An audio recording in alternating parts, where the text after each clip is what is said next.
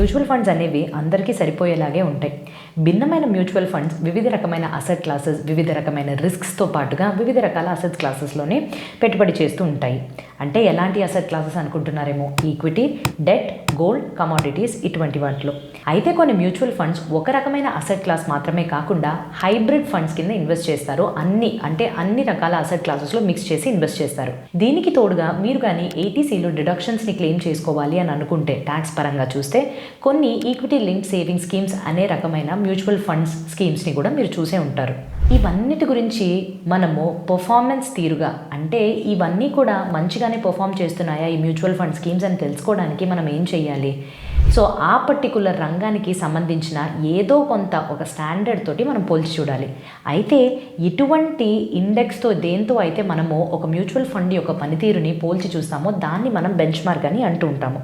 So ఒక mutual fund ఎలా perform చేస్తుంది అనేది తన యొక్క బెంచ్ మార్క్తో పోల్చి చూసి వివిధ రకాల టైం ఫ్రేమ్స్లో ఒక సంవత్సరం పాటుగా బెంచ్ మార్క్ ఎంత రిటర్న్స్ ఇచ్చింది, ఈ మ్యూచువల్ ఫండ్ అసలు ఎంత రిటర్న్ ఇచ్చింది అని పోల్చి చూసినప్పుడు మనకు ఒక క్లియర్గా ఐడియా వచ్చేస్తుంది.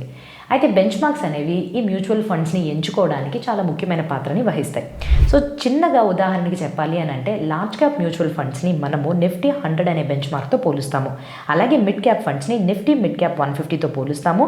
అండ్ స్మాల్ క్యాప్ ఫండ్స్కి నిఫ్టీ స్మాల్ క్యాప్ 250 అనే ఇండెక్స్ అనేది ఉంది.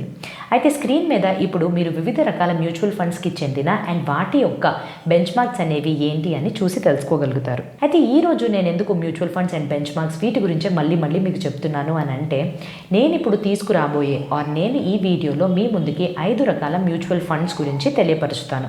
అయితే ఈ మ్యూచువల్ ఫండ్స్ కానీ మీరు చూసినట్టయితే ఇవి మన మార్కెట్ ఎప్పుడైతే కరెక్షన్స్కి గురవుతుందో అటువంటి పరిస్థితుల్లో కూడా బెంచ్ మార్క్స్తో పాటుగానే వాటి యొక్క కేటగిరీలో ఇతర మ్యూచువల్ ఫండ్ స్కీమ్స్ని దాటుకుని కనీసం 65% సార్లైనా ఎక్కువగా రిటర్న్స్ని ఇన్వెస్టర్స్కి తీసుకొచ్చాయి అనే డేటాని తీసుకుని మీ ముందుకి రావడం అయితే జరుగుతుంది. సో ఈక్విటీ మ్యూచువల్ ఫండ్స్ అనేవి చాలా బలంగా ఎదుగుదల దిశగా ఇంత మంచిగా తీరులో పర్ఫామ్ చేస్తున్నాయి అని తెలియపరచడానికి ఒకటి చాలా ముఖ్యమైనది ఏంటి అని అంటే, మార్కెట్ ఎప్పుడైతే కరెక్షన్స్కి గురవుతుందో, విపరీతమైన పరిస్థితుల్ని ఎదుర్కొన్నప్పుడు కూడా ఇటువంటి ఈక్విటీ మ్యూచువల్ ఫండ్స్ అనేవి బెంచ్ మార్క్ని దాటుకుని రిటర్న్స్ ఇవ్వడం అనేది కొంచెం కష్టమైన విషయమే. కాకపోతే మేము ఇప్పుడు మీ ముందుకు తీసుకొస్తున్న ఈ 5 ఈక్విటీ మ్యూచువల్ ఫండ్స్ కూడాను 65% కన్నా ఎక్కువ సార్లు ఎప్పుడైతే మార్కెట్స్ కరెక్షన్స్కి గురైందో అప్పుడు కూడా మంచి పనితీరుని చూపిస్తూ బెంచ్ మార్క్తో పాటుగానే ఇతర స్కీమ్స్ వాళ్ళ యొక్క కేటగిరీలో ఉన్న కేటగిరీ యావరేజ్ని దాటుకొని మంచి రిటర్న్స్ అనేవి ఇచ్చింది. సో ఇంకెందుకు ఆలస్యం వెళ్ళిపోదామా ఈ వీడియోలోకి.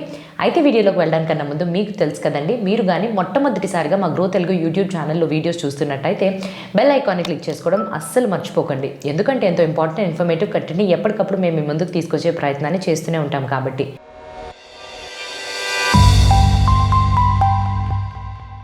అయితే ఇక్కడ మనము అసలు మార్కెట్ ఎప్పుడు కరెక్షన్స్కి గురైంది అనే విషయం అనేది తెలుసుకోవాలి కదా. సో దీనికోసం మేము వాల్యూ రీసెర్చ్ నుంచి సేకరించిన వివరాలు బట్టి గత 10 సంవత్సరాల్లో మేజర్గా స్టాక్ కరెక్షన్స్ అసలు ఏ సంవత్సరాల్లో అయ్యిందని చూసినట్టయితే 2015, 2016, 2018, 2019, 2020, 2021 అండ్ 2022 మధ్యన చాలా మేజర్ కరెక్షన్స్ అయితే మార్కెట్ అనేది చూసిందని చెప్పొచ్చు. సో కరెక్షన్స్ ఎప్పుడు అయ్యాయో తెలిసింది కదా. సో ఇప్పుడు మనము అసలు ఈ కరెక్షన్స్ అయినప్పుడు ఈక్విటీ మ్యూచువల్ ఫండ్స్ అసలు ఎటువంటి సిచ్యువేషన్స్లో కూడా నేను ఇప్పుడు తెలియపరిచే ఈక్విటీ ఫండ్స్ స్థిరమైన ఆదాయాలను ఇచ్చాయి బెంచ్ మార్క్ని దాటుకుంటూ అని చూద్దాము. అయితే వాల్యూ రీసెర్చ్ వాళ్ళు ఇదే టాపిక్ పైన కానీ చూసినట్టయితే 70 ఈక్విటీ మ్యూచువల్ ఫండ్స్ని, అంటే large cap, mid cap, flexi cap, value, ELSS, equity link saving schemes ఇటువంటి వివిధ రకాల భిన్నమైన కేటగిరీస్ని ఎంచుకుని ఒక 70 ఈక్విటీ మ్యూచువల్ ఫండ్స్ని ప్రవేశపెట్టారు. కానీ అందులోనే ఏవైతే 5 ఈక్విటీ ఫండ్స్ మనం చెప్పిన ఈ 65% సార్లు బెంచ్ మార్క్ని అండ్ కేటగిరీ యావరేజ్ని దాటుకుని ఎప్పుడైతే కరెక్షన్స్కి గురైనప్పుడు కూడా స్థిరమైన ఆదాయాన్ని ఇచ్చాయి అనే వాటి మీద ఇప్పుడు మనం దృష్టిని పెడదాం. సో ఈ యొక్క లిస్ట్ కానీ ఇప్పుడు మీరు స్క్రీన్స్ పైన చూసినట్టయితే Parag Parikh flexi cap, DSP ELSS tax saver fund, quant ELSS tax saver fund, Mirae asset large and mid cap fund, Kotak equity opportunities fund. So వీటిలోని మొట్టమొదటి ఫండ్ గురించి మనం ఇప్పుడు పూర్తి వివరాలని తెలుసుకుందాం. Parag Parikh flexi cap. అయితే ఈ పర్టికులర్ ఫండ్ అనేది టాప్ 5 స్టాక్స్, అంటే దాని యొక్క పెట్టుబడిని ఎటువంటి 5 స్టాక్స్లో ఇన్వెస్ట్ చేసిందని తెలుసుకుంటే, HDFC బ్యాంక్లో 8.05%, బజాజ్ హోల్డింగ్స్ అండ్ ఇన్వెస్ట్మెంట్ లిమిటెడ్లో 6.99%, power grid corporation of India లిమిటెడ్లో 5.65%, HCL టెక్నాలజీస్లోని 5.35%, కోల్ ఇండియా లిమిటెడ్లోని 5.12%. అయితే ఇప్పుడు మనం స్టాక్స్ పరంగా కంపెనీ యొక్క స్టాక్స్ని చూసాము కదా, అలానే ఎటువంటి పారిశ్రామిక రంగాల్లోని వీళ్ళు టాప్ 5గా ఎంచుకుని సెక్టార్ వైజ్గా ఎటువంటి వాటిలో ఇన్వెస్ట్మెంట్స్ చేశారు అని అంటే, మొట్టమొదటిది బ్యాంక్స్లోనే 19.88% ఇన్వెస్ట్మెంట్ చేయగా, సెకండ్ పొజిషన్ ఇంటర్నెట్ అండ్ టెక్నాలజీకి సంబంధించి 11.84%, క్యాపిటల్ మార్కెట్స్లో 7.8%, ఐటీ సాఫ్ట్వేర్ రంగానికి సంబంధించి 7.42% అండ్ ఫినాన్స్ ఆర్థిక సేవలకు సంబంధించిన రంగానికి 7.1% వీళ్ళు ఇన్వెస్ట్మెంట్స్ అనేవి చేశారు. అండ్ ఇప్పుడు మీ స్క్రీన్ పైన చూసినట్టయితే బెంచ్ మార్క్తో పోల్చి ఈ పర్టికులర్ ఫండ్ ఇచ్చిన రిటర్న్స్ని మొదట అంటే ఫండ్ యొక్క ఇన్సెప్షన్ నుంచి మొదలుపెట్టిన తేదీ నుంచి 1 ఇయర్ 3 ఇయర్ 5 ఇయర్ 10 ఇయర్ ఇటువంటి టైం ఫ్రేమ్స్ మధ్యలో చూసినట్టయితే ప్రతిసారి కూడా ఈ ఫండ్ బెంచ్ మార్క్ని దాటుకుని మంచి రిటర్న్స్ని ఇచ్చిందని తెలుస్తుంది. సో ఇప్పుడు ఈ ఫండ్కి సంబంధించిన 3 క్రిటికల్ అయిన రేషియోస్ని చూసేద్దాం. మొట్టమొదటిది స్టాండర్డ్ డీవియేషన్. ఈ ఫండ్లోని ఉన్న పోర్ట్ఫోలియోకి సంబంధించిన రిస్క్ని కొలవడానికి స్టాండర్డ్ డీవియేషన్ని వాడుతూ ఉంటాం. అయితే పరాగ్ పరీక్ ఫ్లెక్సీ క్యాప్ యొక్క స్టాండర్డ్ డీవియేషన్ 11.32% ఉంది. బీటా ఈ పర్టికులర్ రేషియోని అసలు మార్కెట్ కన్నా ఈ ఫండ్ ఎంత రిస్కీగా ఉంది అని తెలియపరచడం కోసం. అయితే ఈ ఫండ్ యొక్క బీటా 0.66 అంటే మార్కెట్ కన్నా తక్కువ రిస్క్ ఉన్నట్టు తెలుస్తుంది. మూడవది షార్పే రేషియో. 1 యూనిట్ ఆఫ్ రిస్క్ తీసుకోవడానికి ఎంత ఎక్సెస్గా మనకి ఆదాయం అనేది వస్తుంది అని షార్పే రేషియో ద్వారా కనుక్కోవచ్చు.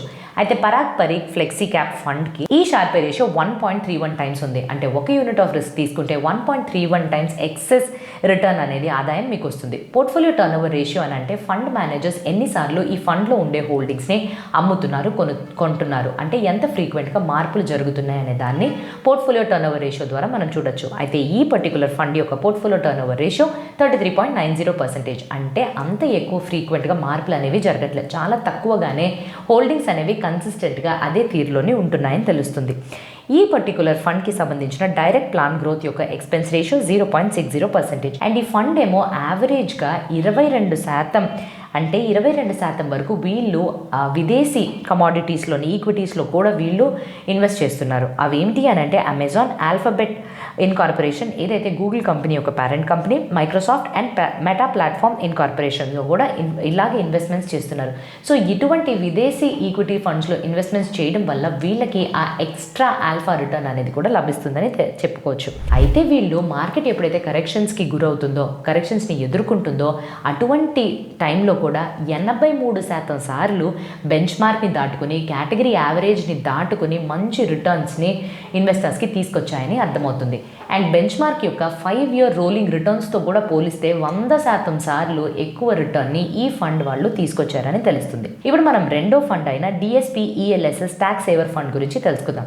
ఈ పర్టికులర్ ఫండ్ యొక్క టాప్ 5 స్టాక్ హోల్డింగ్స్ విషయానికి కనిపిస్తే ICICI bank 7.7%, HDFC bank 7.06%, state bank of India 4.06%, power finance corporation 2.88%, Infosys limited 2.86%. ఏ పారిశ్రమల్లోని రంగాల్లో ఎక్కువగా ఇన్వెస్ట్మెంట్స్ చేశాయని టాప్ 5 సెక్టార్స్ కానీ తీసి చూస్తే బ్యాంక్స్లో 23.51%, ఆర్థిక సేవలకి సంబంధించిన రంగంలోని 9.51%, ఐటీ సాఫ్ట్వేర్లో 9.01%, ఫార్మాస్యూటికల్ రంగంలోని 8.10%, ఆటోమొబైల్ రంగంలోని 5.21%. అయితే స్క్రీన్స్ మీద ఇప్పుడు మీరు బెంచ్ మార్క్ యొక్క రిటర్న్స్ని కానీ ఈ పర్టికులర్ ఫండ్ యొక్క పర్ఫార్మెన్స్తో పోల్చి చూస్తే 1 year 3 year 5 year 10 year and fund మొదలైన దగ్గర నుంచి ఈ పర్టికులర్ టైం ఫ్రేమ్స్లో విడదీసి చూసినప్పటికీ కూడా స్టాక్ మార్కెట్ ఆర్ ఇండెక్స్ ఇచ్చేదానికన్నా ఎక్కువ రిటర్న్స్ని వీళ్ళు తీసుకొచ్చారని తెలుస్తుంది. ఈ పర్టికులర్ ఫండ్కి సంబంధించిన ముఖ్యమైన రేషియోస్ని చూసేద్దాం. మొట్టమొదటిది స్టాండర్డ్ డీవియేషన్ 13.46% అనేది ఈ ఫండ్ పోర్ట్ఫోలియో నుంచి ఉండే రిస్క్. రెండవది బీటా 0.93 ఉంది అండ్ ఇది మార్కెట్ కన్నా చాలా తక్కువ రిస్క్లో ఉన్నట్టు అర్థమవుతుంది. షార్పే రేషియో మీరు 1 యూనిట్ ఆఫ్ రిస్క్ ఈ ఫండ్ కొని మీరు కానీ రిస్క్ తీసుకున్నట్టయితే 1.15 టైమ్స్ మీకు ఎక్స్ట్రా రిటర్న్ అనేది లభిస్తుందని తెలుస్తుంది. అయితే ఈ fund DSP ELSS tax saver fund యొక్క direct plan growth expense ratio 0.68% ఉంది. అలానే పోర్ట్ఫోలియో టర్న్ ఓవర్ రేషియో 34% మాత్రమే ఉంది. అంటే ఫండ్ మేనేజర్స్ అంత ఎక్కువగా ఈ హోల్డింగ్స్ని కొని అమ్మడాలు లాంటివి చేయట్లేదు, కన్సిస్టెంట్గా ఉన్న హోల్డింగ్స్ని అలాగే ఉంచుతున్నారని అర్థం. మార్కెట్ మేజర్ కరెక్షన్స్ని ఎదుర్కొంటున్నప్పుడు వీళ్ళు కనీసం 67% సార్లు వరకు కూడా బెంచ్ మార్క్ని కేటగిరీ యావరేజ్ని దాటుకొని మంచి ఆదాయాన్ని ఇన్వెస్టర్స్కి తీసుకొచ్చేటట్టుగా మనకి డేటా యొక్క ఆధారంగా తెలుస్తుంది. అండ్ అలానే ఈ పర్టికులర్ ఫండ్ యొక్క బెంచ్ మార్క్ 5 ఇయర్ రోలింగ్ రిటర్న్స్తో కానీ పోల్చి చూస్తే 100% సార్లు ఎక్కువ రిటర్న్స్ని ఈ ఫండ్ వాళ్ళు పెట్టుబడిదారులకి తీసుకొచ్చారని అర్థమవుతుంది. మూడో ఫండ్ గురించి తెలుసుకుందాం. Quant ELSS tax saver fund. ఈ పర్టికులర్ ఫండ్ యొక్క టాప్ 5 స్టాక్ హోల్డింగ్స్ విషయం చూసినట్టయితే Reliance industries limited 9.82%, Adani power 7.24%, Aurobindo pharma 6.2%, Hindalco industries 5.44%, Sun pharmaceuticals 5.41%. Top 5 sectors industry వైజ్గా కానీ చూసినట్టయితే ఈ quant ELSS tax saver fund పిఎస్యులోని 20.8%, ఫినాన్షియల్ సర్వీసెస్లో 17.5%, మెటల్స్ అండ్ మైనింగ్స్లో 16.5%, ఆయిల్ గ్యాస్ అండ్ కన్జ్యూమబుల్ ఫ్యూయల్స్లోని 15.7%, హెల్త్ కేర్ రంగంలోని 13.2% ఇన్వెస్ట్మెంట్స్ చేశాయి. స్క్రీన్ మీద చూసినట్టయితే ఈ ఫండ్ యొక్క పర్ఫార్మెన్స్ ఆదాయం బెంచ్ మార్క్తో పాటు పోలిస్తే 1, 3, 5, 10 ఇయర్స్ వీటన్నిటిలో కూడా ఎప్పటి నుంచి అయితే ఈ ఫండ్ మొదలైన దగ్గర నుంచి చూసినట్టయితే అవుట్ పర్ఫార్మెన్స్ అంటే ఈ బెంచ్ మార్క్ని దాటిన రిటర్న్స్ని అయితే ఇచ్చాయని మనకు తెలుస్తుంది. ఈ ఫండ్ యొక్క స్టాండర్డ్ డీవియేషన్ విషయానికి వస్తే 17.27% ఉంది. అయితే స్టాండర్డ్ డీవియేషన్ అనేది మనము ఫండ్లోని ఎంత ఎక్కువగా ఎంత ఎక్సెస్గా మనకి రిస్క్ అనేది క్యారీ అవుతుంది పోర్ట్ఫోలియో ఆధారంగా అనేది తెలుస్తుంది. బీటా విషయానికి కానీ వచ్చినట్టయితే 1.11 అంటే 1 కన్నా ఎక్కువ ఉన్నట్టయితే మార్కెట్ కన్నా ఈ పర్టికులర్ ఫండ్ అనేది ఎక్కువ రిస్కీ అన్నట్టు మనం అర్థం చేసుకోవాలి. షార్పే రేషియో అని అంటే ఈ ఫండ్ని మీరు కొనుగోలు చేసినప్పుడు ప్రతి ఒక్క యూనిట్ ఆఫ్ రిస్క్ మీరు తీసుకోవడానికి ఈ ఫండ్ షార్పే రేషియో ద్వారా 1.65 టైమ్స్ రిటర్న్ అంటే ఎక్సెస్ రిటర్న్ మీకు 1 యూనిట్ ఆఫ్ రిస్క్ కి అందిస్తుందని తెలుస్తుంది. And next portfolio turn over విషయానికి కానీ వస్తే 130.26 అంటే ఈ ఫండ్ మేనేజర్స్ చాలా తరచుగా ఈ ఫండ్లో ఉండే హోల్డింగ్స్ని కొనడం అమ్మడం ఇటువంటి వాటికంటే కన్సిస్టెన్సీ లేకుండా మార్పులు చేర్పులకి గురవుతూనే ఉంది ఈ particular fund. Quant ELSS tax saver fund యొక్క డైరెక్ట్ ప్లాన్ గ్రోత్ యొక్క ఎక్స్పెన్స్ రేషియో కానీ చూస్తే 0.76% ఉంది. మార్కెట్ కరెక్షన్స్ని ఎదుర్కొన్నప్పుడు ఈ ఫండ్ కనీసం 67% సార్లు అయినా దాని యొక్క బెంచ్ మార్క్ అండ్ ఇతర కేటగిరీ యావరేజెస్తో పోలిస్తే ఎక్కువ రిటర్నే ఇచ్చింది. అలానే బెంచ్ మార్క్ ఇచ్చిన 5 ఇయర్ రోలింగ్ రిటర్న్స్ కన్నా ఎక్కువ శాతం రిటర్న్స్ని ప్రతిసారి 100 రెట్ల శాతం కూడా ఇచ్చిందని తెలుస్తుంది. Mirae asset large and mid cap fund గురించి ఇప్పుడు మనం తెలుసుకుందాం. ఈ పర్టికులర్ ఫండ్ యొక్క టాప్ 5 స్టాక్ హోల్డింగ్స్ విషయానికి కానీ వస్తే హెచ్డిఎఫ్సి బ్యాంక్లో 6.75%, స్టేట్ బ్యాంక్ ఆఫ్ ఇండియాలో 3.69%, ఐసిఐసిఐ బ్యాంక్లో 2.95%, యాక్సిస్ బ్యాంక్లో 2.81%, ఎల్ఎన్టీలోని 2.8% ఇన్వెస్ట్మెంట్స్ చేశారు. అండ్ అలానే సెక్టార్ వైజ్ ఇండస్ట్రీ వైజ్ ఏ రంగంలోని ఎక్కువగా వీళ్ళు పెట్టుబడి చేశారని టాప్ 5 రంగాలు తీసి చూసినట్టయితే బ్యాంక్స్లో 20.87%, ఐటీ సాఫ్ట్వేర్ రంగంలో 7.81%, ఫార్మా అండ్ బయోటెక్నాలజీలో 6.19%, ఫినాన్స్ సర్వీసెస్లోని 4.43%, కన్జ్యూమర్ డ్యూరబుల్స్లో 3.98% వరకు ఇన్వెస్ట్మెంట్స్ చేశారని తెలుస్తుంది. ఫ్యాక్టరీస్ ఆధారంగా కానీ చూసినట్టయితే ఈ పర్టికులర్ ఫండ్ మొదలైన దగ్గర నుంచి 5 ఇయర్స్ అండ్ 10 ఇయర్స్ బెంచ్ మార్క్తో పోల్చితే ఎక్కువ శాతం ఆదాయం పెట్టుబడిదారులకి ఈ ఫండ్ వాళ్ళు ఇచ్చారని తెలుస్తుంది. అండ్ ఈ ఫండ్ యొక్క రిస్క్ని మనము పోర్ట్ఫోలియో రిస్క్ని ఎలాగ కొలవడం అని అంటే స్టాండర్డ్ డీవియేషన్ని తీసి చూడాలి. అలానే ఈ ఫండ్ యొక్క స్టాండర్డ్ డీవియేషన్ 13.04% ఉంది. బీటా విషయానికి వస్తే 0.87 అంటే మార్కెట్ కన్నా తక్కువ రిస్క్లోనే ఈ పర్టికులర్ ఫండ్ అనేది ట్రేడ్ అవుతుంది. అండ్ షార్పే రేషియో విషయానికి వస్తే 1 యూనిట్ ఆఫ్ రిస్క్ అని మీరు ఈ ఫండ్ని కొని ఆ పర్టికులర్ రిస్క్ తీసుకున్నట్టయితే 1.08 టైమ్స్ ఎక్సెస్ ఆదాయం అనేది మీకు వస్తుంది. పోర్ట్ఫోలియో టర్న్ ఓవర్ రేషియో విషయానికి వస్తే 57% అంటే ఇందులో ఉండే హోల్డింగ్స్ అలానే స్థిరంగా ఉన్నాయి అండ్ ఎక్కువ మార్పులకి చేర్పులకి గురవట్లేదని అర్థమవుతుంది. ఈ పర్టికులర్ ఫండ్కి సంబంధించిన డైరెక్ట్ ప్లాన్ గ్రోత్ యొక్క ఎక్స్పెన్స్ రేషియో 0.62%. మార్కెట్ కరెక్షన్స్ ఎదుర్కొన్నప్పుడు చూస్తే ఈ ఫండ్ బెంచ్ మార్క్తో పోలిస్తే ఇతర ఫండ్స్తో పోలిస్తే 67% సార్లు ఎక్కువ ఆదాయాన్ని ఇన్వెస్టర్స్కి తెచ్చిపెట్టింది. అండ్ అలానే మనం బెంచ్ మార్క్ యొక్క 5 ఇయర్స్ రోలింగ్ రిటర్న్స్ని తీసుకుని ఈ ఫండ్తో కానీ పోల్చి చూసినట్టయితే 100% సార్లు కూడా ఎక్కువ ఆదాయాన్ని బెంచ్ మార్క్ అన్న తీసుకొచ్చి పెట్టిందని అర్థమవుతుంది. Kotak equity opportunities fund. So ఈ పర్టికులర్ ఫండ్లోని టాప్ 5 స్టాక్స్ యొక్క ఇన్వెస్ట్మెంట్ విషయానికి వచ్చినట్టయితే వీళ్ళు హెచ్డిఎఫ్సి బ్యాంక్లో 4.04% ఇన్వెస్ట్మెంట్ చేశారు, స్టేట్ బ్యాంక్ ఆఫ్ ఇండియాలో 3.97%, యాక్సిస్ బ్యాంక్లో 3.84%, మారుతి సుజుకి ఇండియాలో 3.77%, ఎల్ఎన్టీలోని 3.7%. టాప్ 5 సెక్టార్స్ అంటే ఇండస్ట్రీస్ పరంగా ఎంత ఎక్కువగా టాప్ 5 సెక్టార్స్ ఏంటి అని చూస్తే బ్యాంక్స్లో 17.16%, ఆటో కాంపోనెంట్స్లో 6.32%, ఇండస్ట్రియల్ ప్రొడక్ట్స్లో 6.25%, పెట్రోకెమికల్స్లో 5.95%, ఆటోమొబైల్స్ రంగంలోని 5.87%. స్క్రీన్ మీద కనిపిస్తున్నట్టే ఈ ఫండ్ బెంచ్ మార్క్ని దాటి 1, 3, 5, 10 ఇయర్స్ టైంకి మొదలుపెట్టిన దగ్గర నుంచి కానీ చూసినట్టయితే బెంచ్ మార్క్ని దాటి చాలా ఎక్కువ రిటర్న్స్ని పెట్టుబడిదారులకి తీసుకొచ్చింది. ఈ పర్టికులర్ ఫండ్ యొక్క స్టాండర్డ్ డీవియేషన్ అంటే పోర్ట్ఫోలియో యొక్క రిస్క్ 12.26% ఉంది.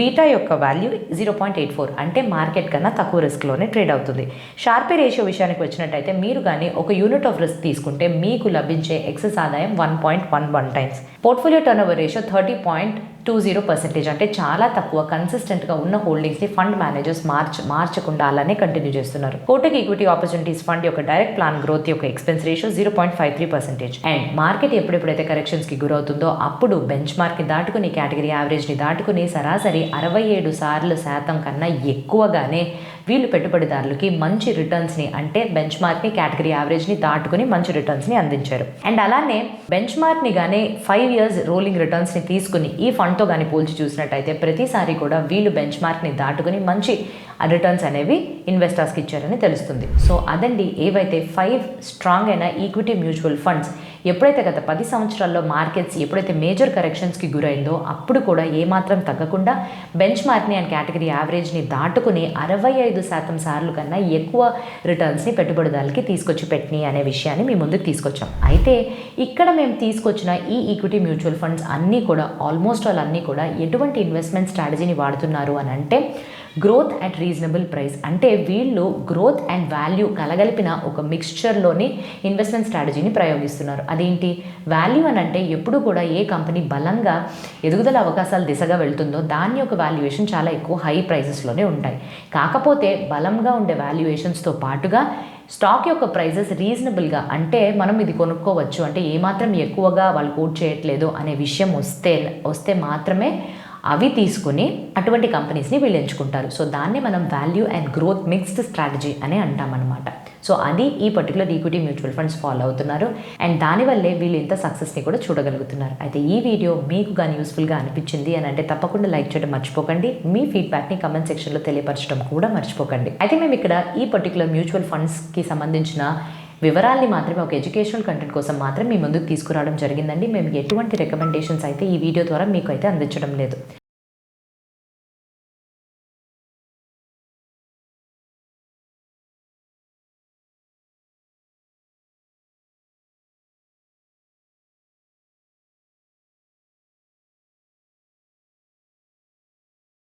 Investment in securities market are subject to market risks. Read all the related documents carefully before investing. Please read the risk disclosure documents carefully before investing in equity shares, derivatives, mutual fund, and or other instruments traded on the stock exchanges.